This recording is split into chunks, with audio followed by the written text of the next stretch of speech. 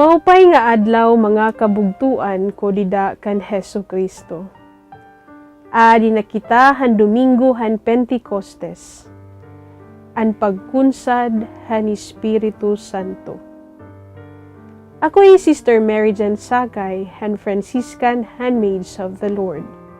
Para han yana nga gospel power, hawaray-waray. Han paggagabi na, hadton ngahaw nga Domingo, nagtirok ang mga tinunan hasulod hinbalay, ngan trinangkahan ang mga porta, kay nahadlo kirahan mga punuan nga Hudeo. Ngan inabot Jesus, ngan tinukdaw, habot nga nira ngan nagsiring. Ang kalinaw maada haiyo. Katapos niya pagsiring hini, iginpakita niya haira an iya mga kamot, ngan an iya kagiliran. Nalipay ang mga tinunan, han pakakita, nira han Ginoo. Ngan nagsiring liwat Jesus sa ira, ang kalinaw maada haiyo.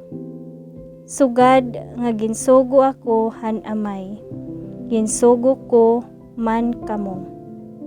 Ginhuypan nira niya ngan sigmon. Karawatan niyo ang Espiritu Santo.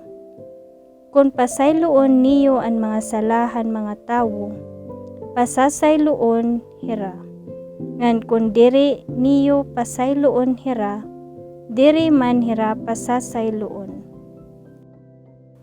Ang Espiritu Santo amo ang regalo han tinatawag nga usa nga diin didahan kamatayon ha cross, nga diin nawarayan na hinpoder ang kamatayon. Amo in ang sinisireng nga una nga anak, tikang han mga patay, nga diin hi Jesus, iya ginhawaan ang iya mga tinunan, han ginhawa han bag-o nga kinabuhi. Nga diin gintagan hinkabuhi an usa nga bag-o nga organismo.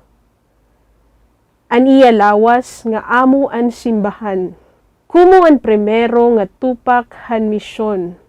An Espiritu Santo amo ang naghurma han mga magtinuuhon para maging mga testigos ngan propetas.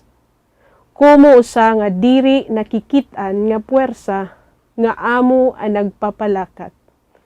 An Espiritu Santo, ginkikilala nga amo ang kalaghan lawas ni Kristo, ug amo ang naghahatag hinkinabuhi ug nagpundar han bag-o nga hinimo.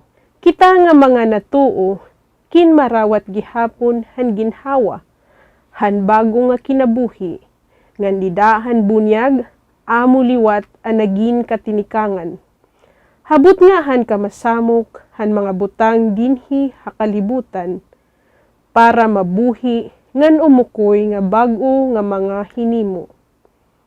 Diri na nag-uukoy han kinaglugaringon para haaton, kundi nakadirikta ngadto han usa nga amo ang namatay tungod haaton.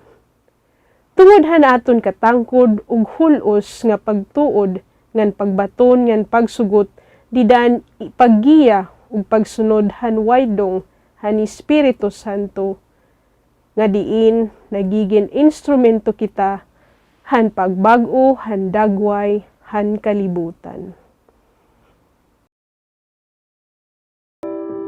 Ginoo Hesukristo, nagpapasalamat kami han paghataga haamon ang Espiritu Santo nga amo ansyahan nga daginot tikadto han pagtalwasa han kanan Dios mga tawo.